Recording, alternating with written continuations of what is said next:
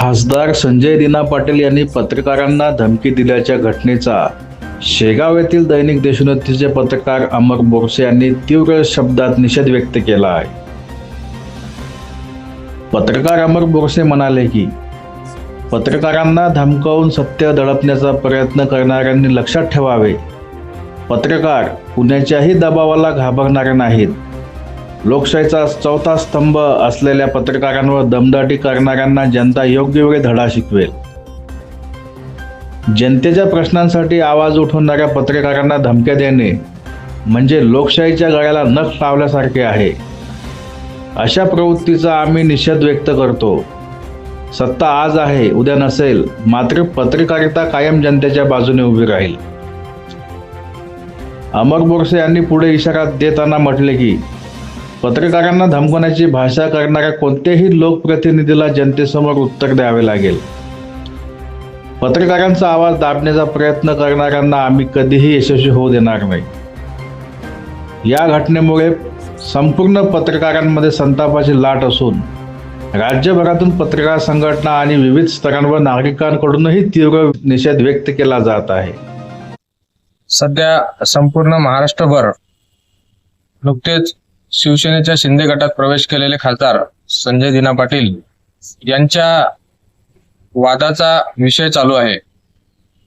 वृत्तसंकलन करणे ही पत्रकारांची जबाबदारी आहे आणि जनतेपर्यंत सत्य माहिती, खरी माहिती पोहोचवणे हे त्यांचे कर्तव्य आहे.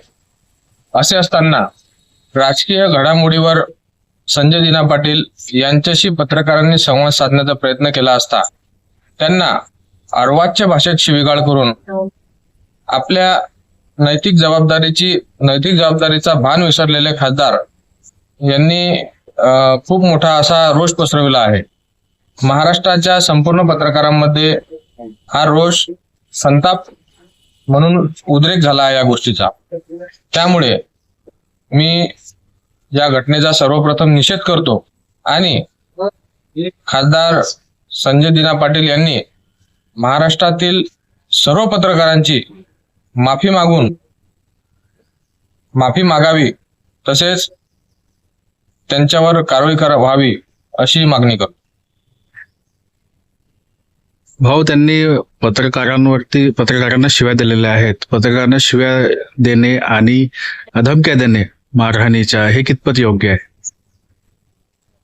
पत्रकारांना शिव्या देणे, धमक्या देणे हे अयोग्य आहे आणि लोकशाहीचा आवाज दाबण्याचा हा एक प्रकार आहे.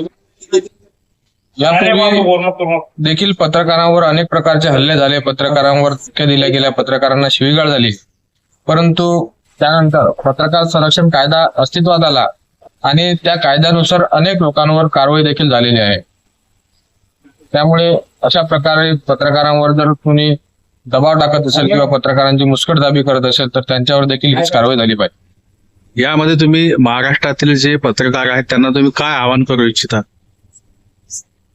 सध्याच्या स्थितीत सदर घटनेवर महाराष्ट्रातील सर्व पत्रकार एकत्र आले असून राज्याचे उपमुख्यमंत्री नामदार एकनाथजी शिंदे साहेब यांच्याकडे कारवाईची मागणी करण्यात आली आहे आणि पत्रकारांनी आपली एकता दाखवून दिलेली आहे.